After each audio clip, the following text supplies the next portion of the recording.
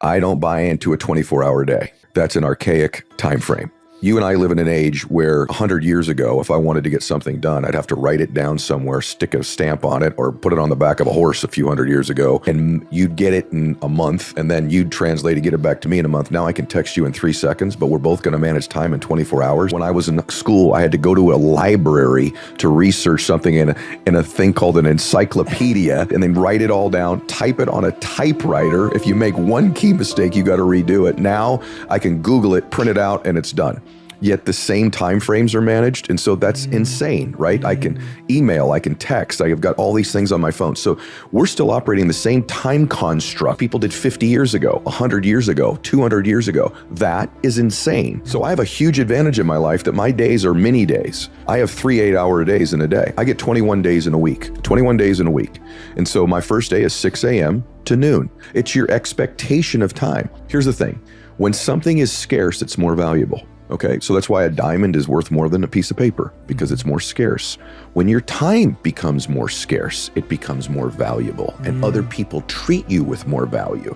So that's one benefit. But my first day is 6 a.m. to noon, and in there, I'm trying to get in there the amount of productivity, joy, business, fitness, whatever it might be that I would get in a 24-hour day, compressed and manipulated that time into the 8-hour window. Why? Because of all the technology at my advantage. Now, there may be some days that's a Netflix and chill day for me. I'm not saying you have to be hyper productive. And so the second day starts at noon. And in that second day, I'm trying to get the same amount of stuff I would get in 24-hour day in my 6 to 8-hour window. There's 6 a.m. to noon, noon to 6 p.m., and 6 p.m. to midnight. Now I'm gonna sleep in there, I'm gonna get rest, I'm gonna have laughter, I'm gonna have faith. But now what happens is at about noon every day, this thing goes off in my head and I evaluate, what did I get done? What do I need to double my efforts on? What can I celebrate? What did I learn?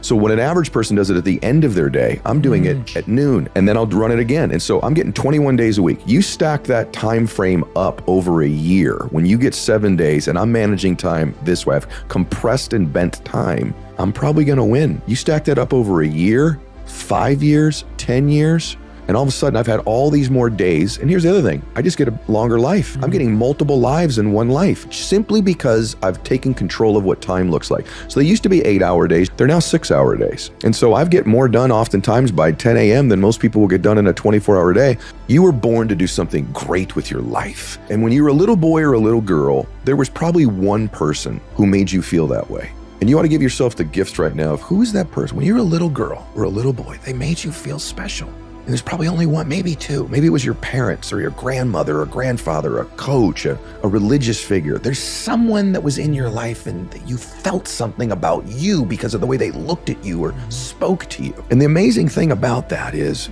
they were right about you.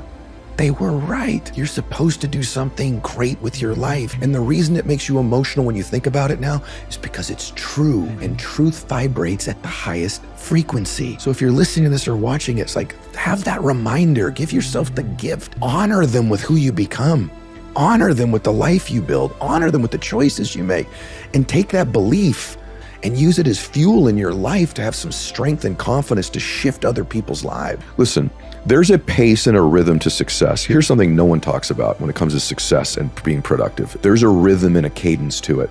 It's an invisible thing that the people that are winning somehow have found themselves. It's hard to express, but they found a rhythm and a cadence to their life that creates momentum in their life. Momentum's a major magnifier in life. When you get momentum, but there's a rhythm to it. And when you sort of aren't disciplined with your time and a meeting runs over 10 minutes or 20 minutes, you are not in the rhythm of success. There's a pace. It's not hurried or rushed, but it's a little quicker than most people know.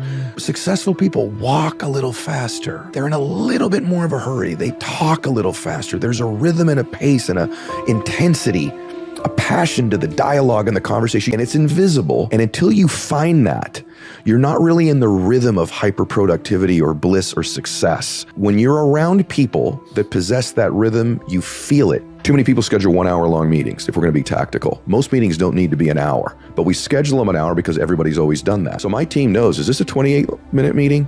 Is this a 5-minute meeting? Very rarely are they hour-long meetings, because when you have an hour-long meeting, now you're pacing yourself to fill the hour in. But I've only got a 6-hour day here, so there's a lot of 28-minute long meetings that other people are taking an hour to do. We're just that much more productive, that much more efficient in our time. And so that's how you actually get the day done, is because this 1 hour concept, isn't it? You say, I'll meet you at 9 o'clock. I got 9 to 10 blocked off. Well, why? Most meetings don't need to be an hour long. Most business meetings don't. Most conversations don't. And that, by the way, will give me more time. Maybe my lunch is now an hour and a half with a friend because I've bent and manipulated time in I call them mini days. And it's also eventually what I've found is, like I said earlier, people now respect my time a little bit more. You can create your own version of a mini day. Maybe you're going to have 2. Maybe you're going to break your day into 2. You know, me, it was 8 hours and I've moved it to 6 and I felt no difference. But I love that time clock. There's not enough time. Most people evaluate their goals, like really productive people, they'll do it at the end of a day.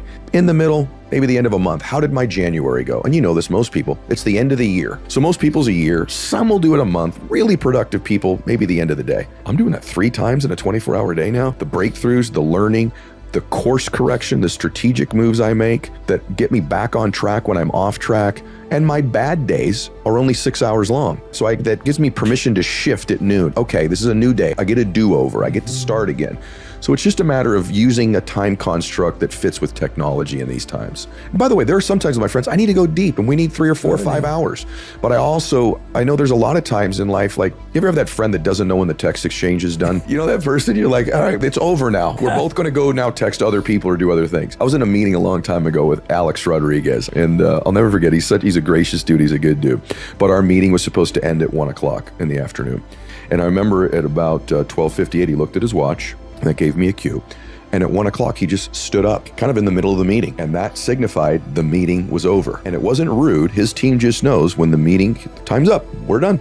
That's how long it is. And setting up those kind of disciplines and kind of barriers around your life, guardrails around your life, protects your time. The higher you climb, there's all this other stimulus happening in your life, right? So if you don't create those constructs now, when you get to a point where like you get the things you want in your life, the demands on your energy and time only increase. I've watched a lot of people climb to a point, and when they get to that point, they didn't create new structures around them to support the next level. Every level you climb requires a different type of energy and structure. And I've watched a lot of people get to a place and then they can't navigate that next level because of the structure, maybe the lack of a team around them, quality people, management of those things. What most people think is, I'm going to produce this thing, and then when I get there, I'll figure it out from there. That stagnates your growth. You've got to be preparing and expecting that growth and creating the structures around you to facilitate it so it continues to flow.